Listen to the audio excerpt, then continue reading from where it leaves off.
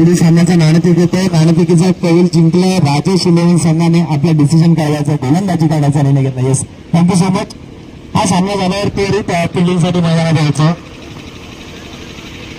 गावसरला जाऊन पोहोचते 44 धावात शेवटचं षटक सुरू आहे। आरामाईचं षटक डेथ ओव्हर आणि डेथ ओव्हरची सुरुवात या षटकाराने।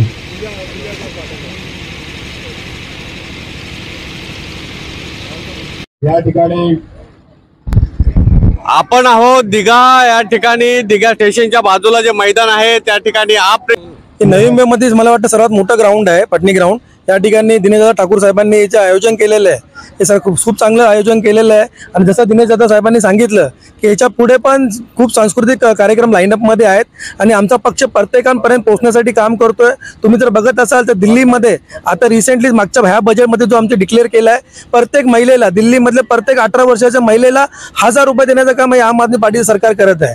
दिल्लीमध्ये 200 युनिट लाईट देण्याचं काम आम आदमी सरकार करत आहे। पंजाबमध्ये स्पोर्ट्स युनिव्हर्सिटी वेगळी बनवली आहे। आमचा जो खासदार आहे हरभजन सिंग, तर आम्ही खासदार दुसरी कामं लावले नाही, स्पोर्ट्सचा म्हणून स्पोर्ट्सला दिलेला आहे। तर ह्या मुंबईमध्ये नवी मुंबईमध्ये महाराष्ट्रात सर्वांगीण जर विकास करायचा असेल आणि महाराष्ट्राला नक्कीच पुढे 1 नंबरला आणायचं असेल आणि गोरगरीब जनतेचं जर कोणी काम करत असेल, त्यांच्या मुलांचं शिक्षणाचं कोण बघत असेल, त्यांच्या कामधंद्याचं कोण बघत असेल, महिलांना सशक्तीकरणाचं कोण बघत असेल, फक्त आम आदमी पार्टी आहे। आणि मला पूर्ण खात्री आहे दिनेशदादा साहेबांच्या आदेशाखाली नवी मुंबईमध्ये आम आदमी पार्टी जोमाने पुढे येईल आणि 1 नंबरचा पक्ष पुढे येऊन दाखवेल।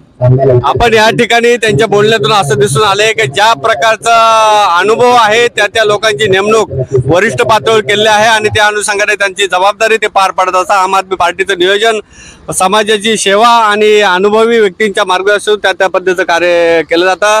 आपण आता संतोषजी केदारे